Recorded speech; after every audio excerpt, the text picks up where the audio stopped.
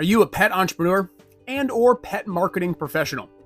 Do you want a place where you can gain innovative marketing strategies, receive actionable advice, keep up with the latest trends, and thrive in today's market? Welcome to the Pet Marketing Mastermind.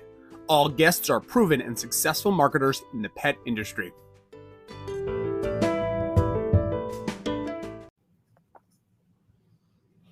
Hello, everyone. Please welcome Candace D'Agnolo, founder and CEO of Pet Boss Nation. Thank you so much for joining the Pet Marketing Mastermind. Hey, Joe, thanks for having me. I'm excited to be here to talk with you today.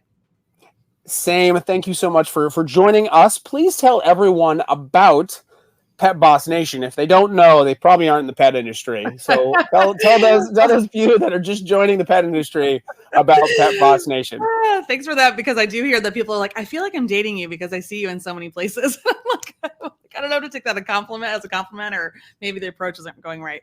No, I'm kidding. So Pet Boss Nation, we like to say, is a professional development company. We're kind of the coaches of the pet industry, helping the mom and pop businesses learn more about sales and marketing and leadership and operations, all so that they can reclaim their life back from their businesses, because so many people get into the industry because they're passionate about pets and then realize, holy cow, there's a lot to running a business that I don't know.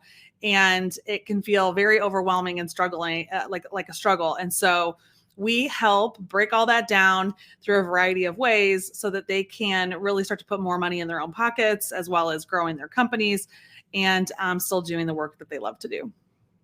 Yeah. I love that you talk about the passion, because I think a lot of people join the industry because of passion, but then business gets in the way. And then they're like, why the heck did I sign up for this? This is really hard.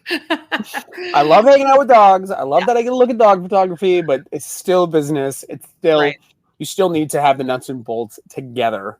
Right. A fantastic mission. What was we're going to go back a little bit and then we'll head forward. What was your first marketing strategy role? This could be pet or non-pet. Maybe you were 9 and had a lemonade stand, or your first job post-education. Yeah, I think it's funny, if I go way back, it could even be in high school. I was captain of the cheerleaders, and there's a picture of me in the yearbook of me actually on the gymnasium floor with 1,200 people around me, and I'm the only one with the microphone. And I found it recently and was like, oh wow, I haven't really had any stage fright for a long time.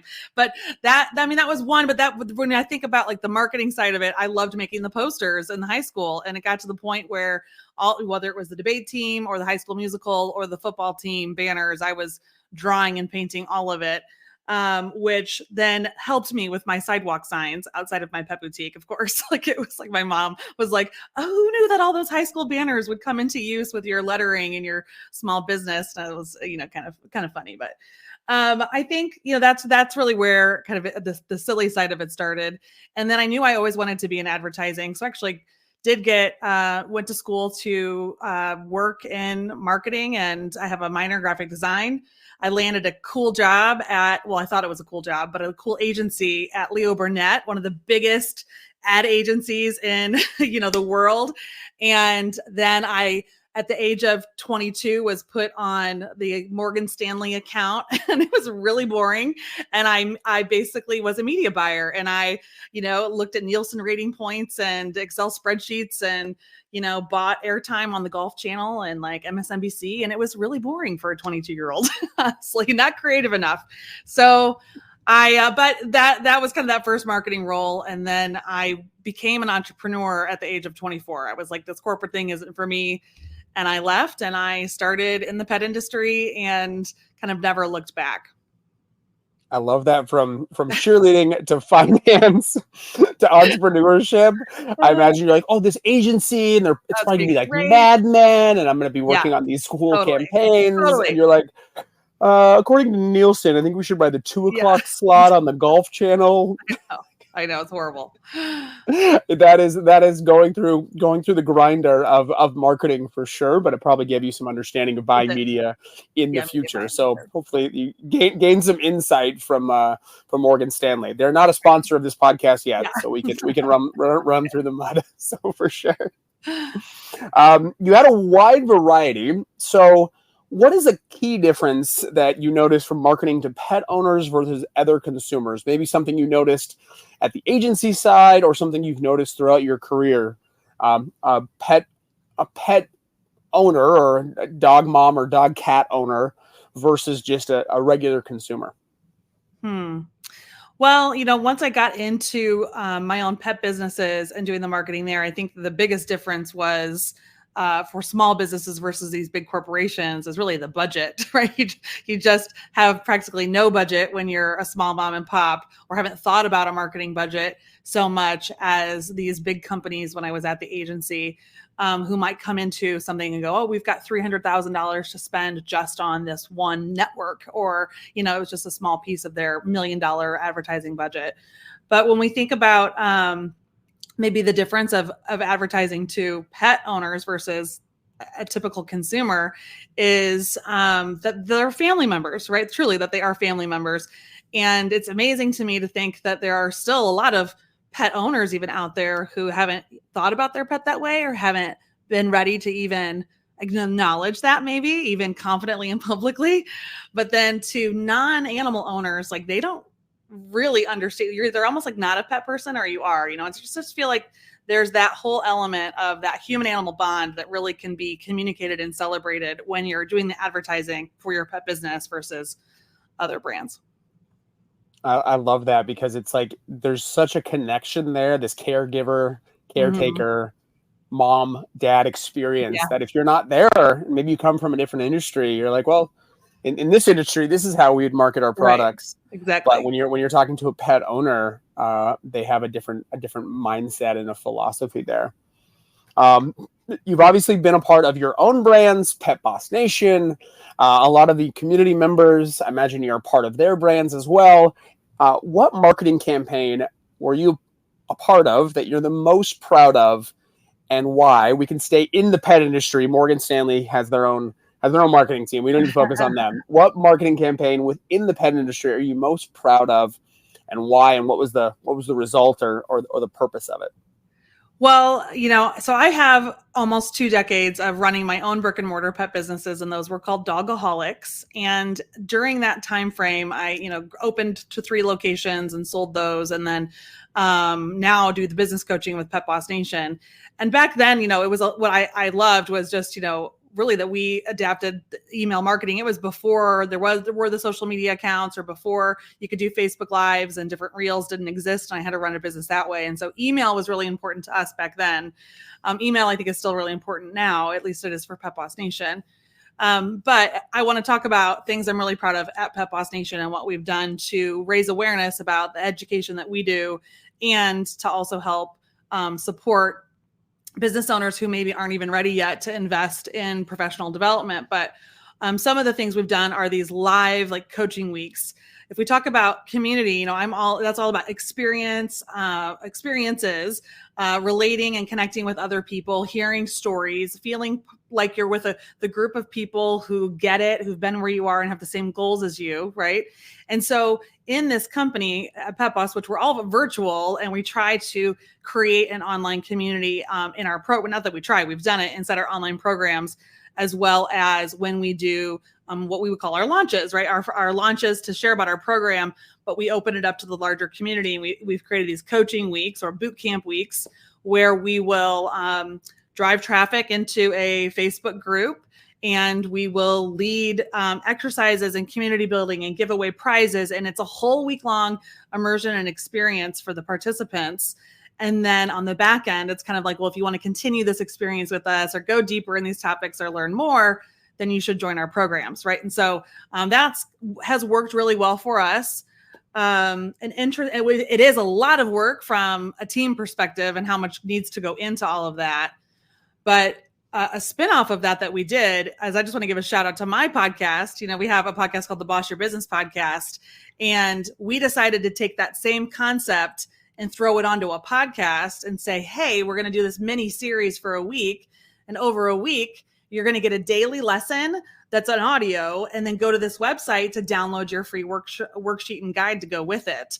And that series was so popular. It still ranks in some of our highest downloaded podcasts. And that was our Pet Boss Summer School that we called that. So I don't know, just taking these kind of taking these virtual businesses and still bringing the community together for an action-packed experience. That is fantastic, and I've actually been a part of them and seen them. And I don't own a pet service business, obviously marketing in the pet space, but I love that you are value first. Like, let's provide high value. Here you go. Here's more education.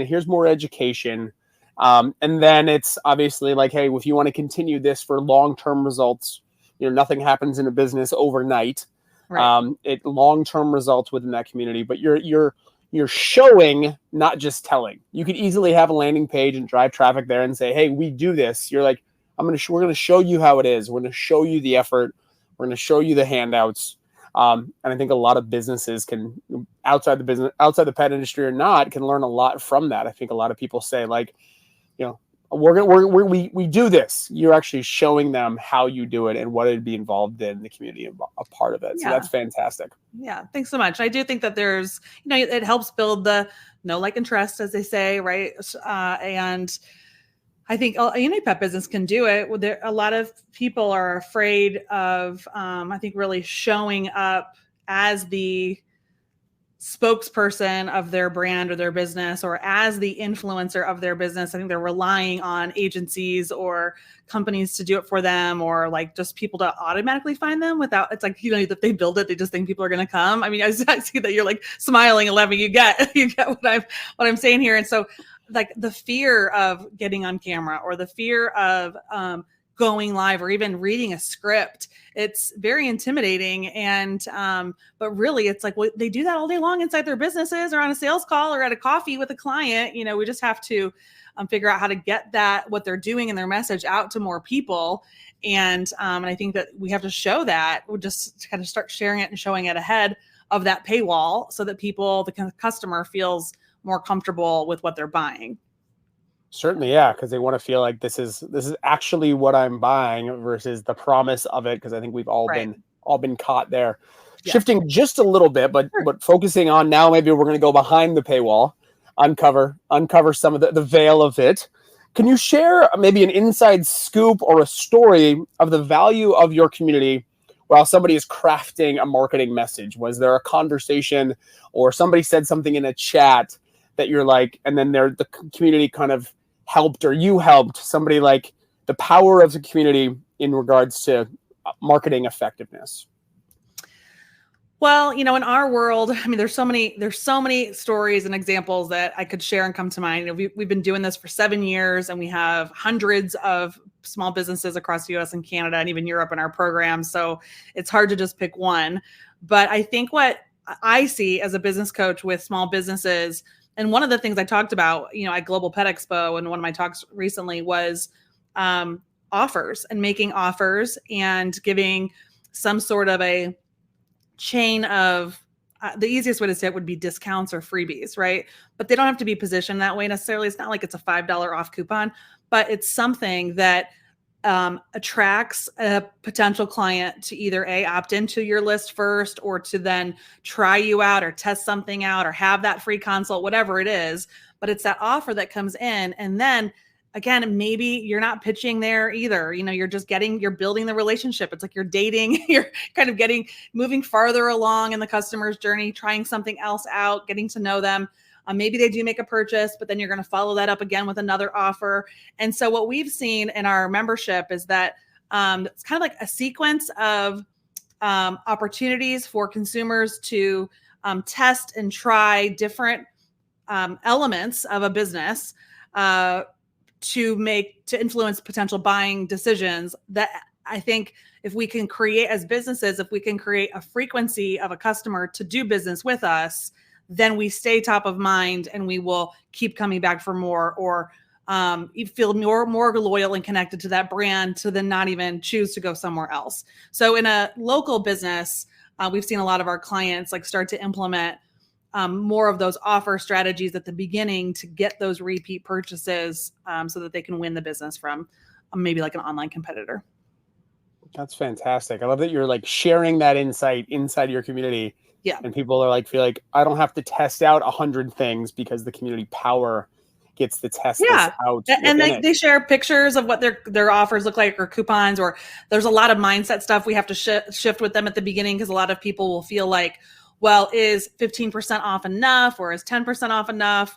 And it's like, well, I don't know. Would 10% or 15% get you off your couch or get you off your phone mobile device and clicking? It probably wouldn't.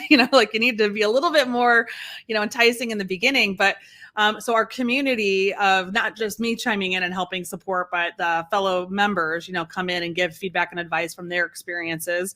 We look at designs, and really the community can share whatever they want to share for that peer feedback.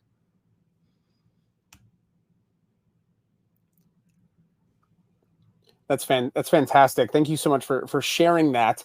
As the CEO and founder of Pet Boss Nation, how are you and your team keeping up with the latest trends? Things shift, feels like daily, obviously with new AI tools and new video tools and new social media trends and what's working. How are your team keeping up with the latest trends so you're able to provide the most up-to-date information for your businesses? I definitely would not be able to do all of this by myself. What Pet Boss Nation creates is a lot of content ourselves. We do a lot of marketing. We have our weekly newsletter. We produce now a bi-monthly blog. We have that weekly podcast. We run a free Facebook group community. We have our client group community.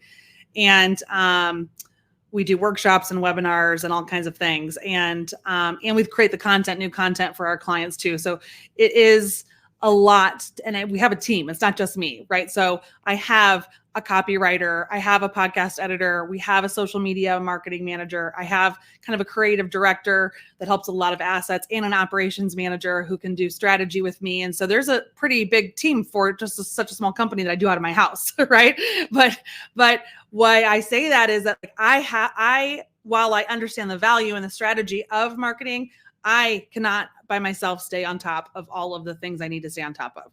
So I really rely on their knowledge and expertise, whether they're working with other clients and have tried something with them as well to bring that to us, or they're also all individually like involved in their own marketing groups and have different resources to stay on top of what's happening.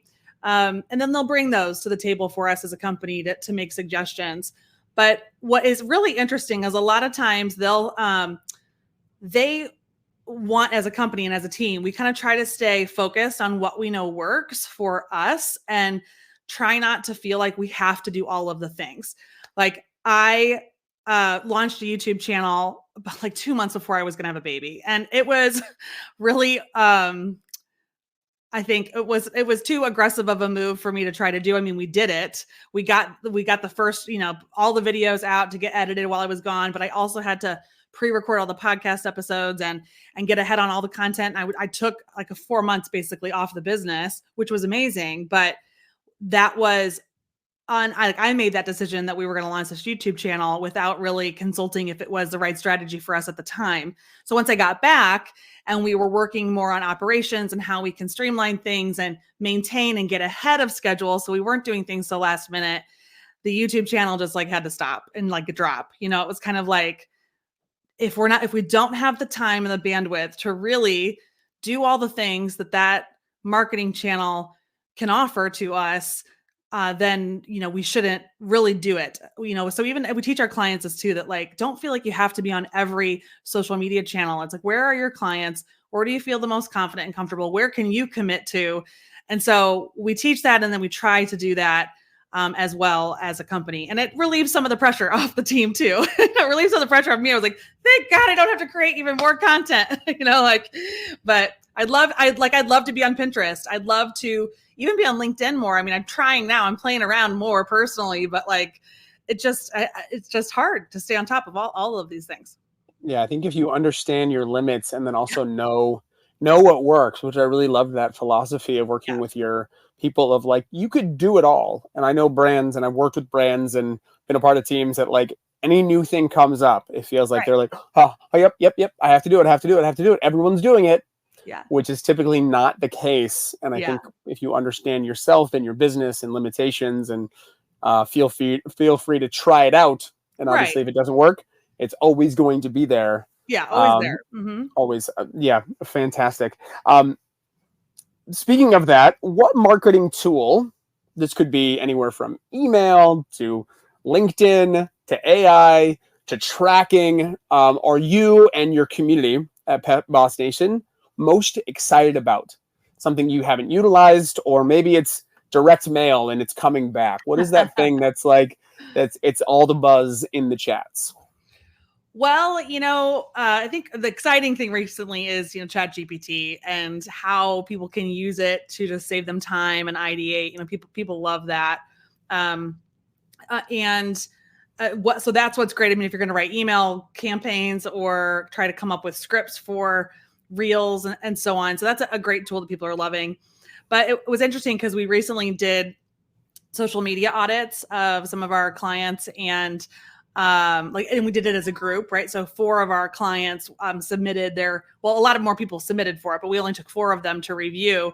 And then we did some Q&A with our team members who also have pet businesses that utilize TikTok and Instagram and Facebook and even run some ads sometimes. And what's interesting is that in those conversations, even though TikTok seems to be this like thing that I think that a lot of pet businesses feel like they need to be doing, but haven't quite grasped it or missed that big bubble of going viral or whatever it was, that it's just not translating the way that a lot of, at least the businesses I work with, are wanting to see. And so they feel more comfortable with Instagram. And I think they're ready to lean even more into Instagram as a social channel to drive sales based on, maybe who their current customer is and, where they can feel like they can be consistent. And I feel like in the pet industry, at least on the side I work on, that we're late adapters to technology. And so, a lot of the things that they're now like, okay, I really trust this. I trust that this could work.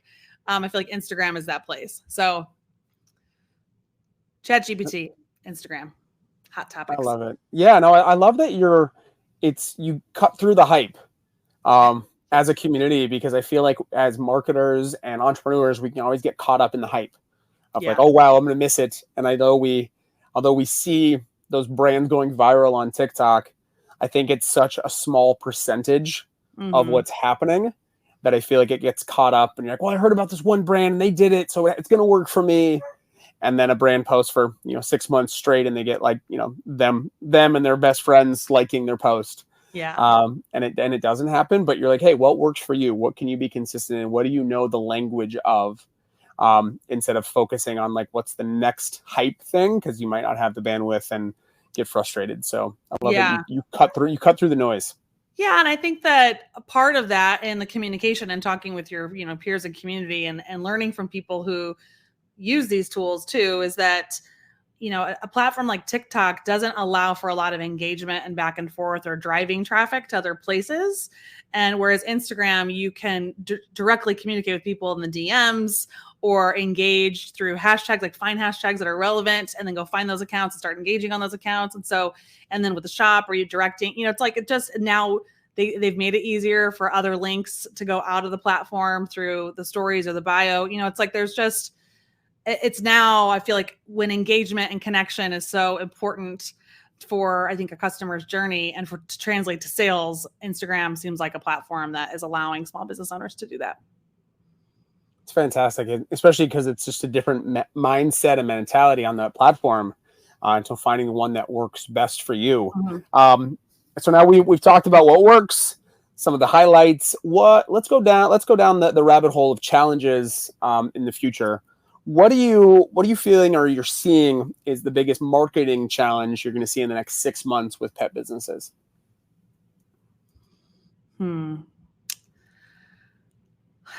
Marketing challenge.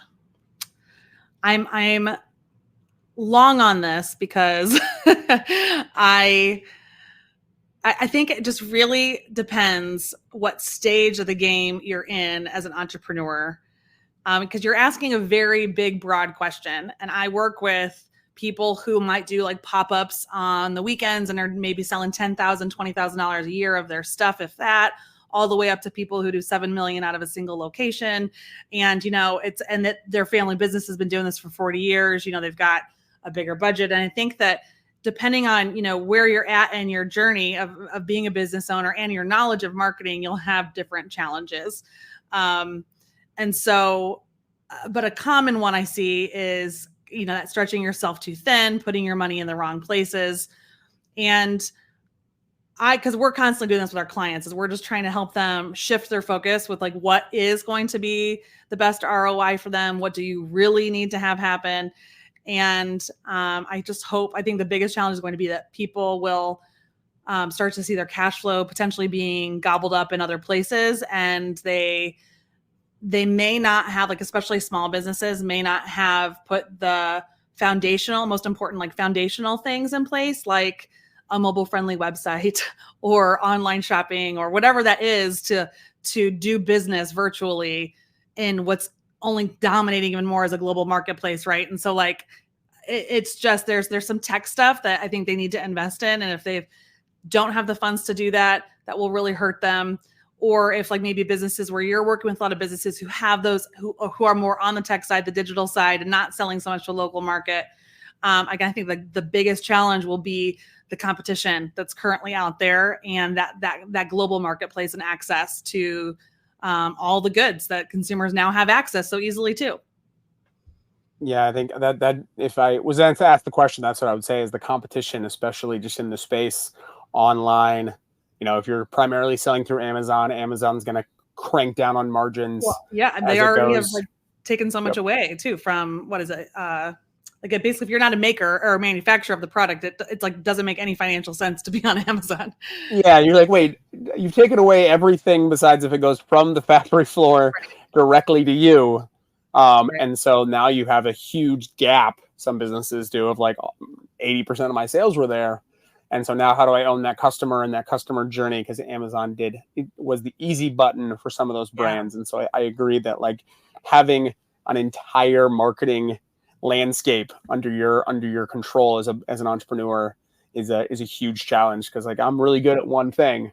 I have to be really good at all things. Yeah. But I think not overwhelming you, and you can do it with focusing on what's actually working, which I think is a huge mindset. What final piece of advice, and you've shared a ton, so thank you so much for the insight, cutting through all the noise. I feel like maybe we're on one of your weekly education things in 30 minutes or less. Right. What final piece of advice do you have for a pet marketing professional? Maybe let's focus on somebody who's newer in their business.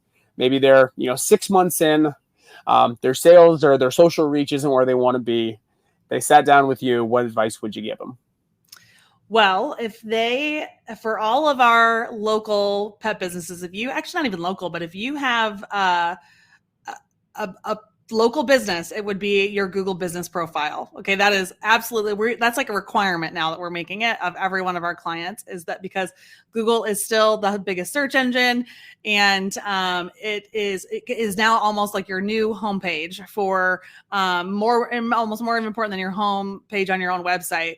Because when consumers are shopping, it's dog food near me, or what pet sitter near me, or dog training near me, and you need to make sure that your Google profile is there. That will help you not only there, but fully optimized. It's actually amazing once you can learn, and it's all free. So that's one of the things I suggest. And then from there, though, I meet a lot of entrepreneurs, especially when they're new, who are living in just this indecision place.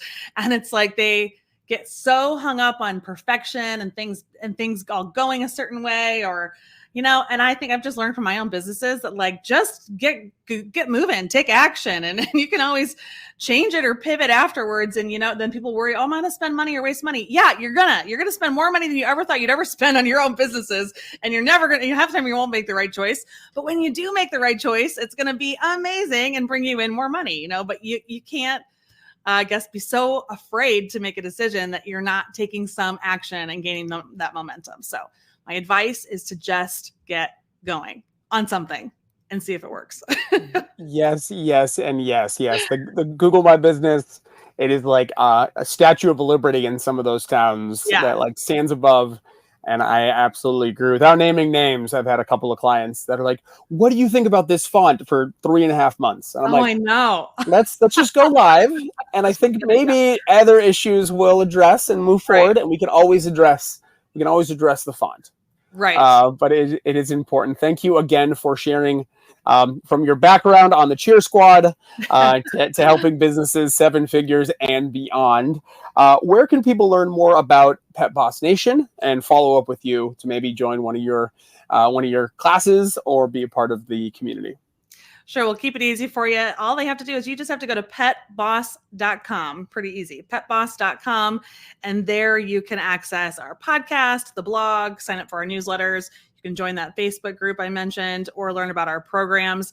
And we have lots of tools on there as well, whether you're just getting started, looking to scale, or even ready to exit your business. There's a lot on there at petboss.com.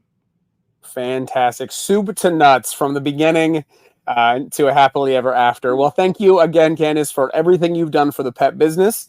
Hopefully, everyone here was able to gain some insight and advice. I always look forward to your education and to what you're doing in the space. So thank you again for everything. Thank you all for listening.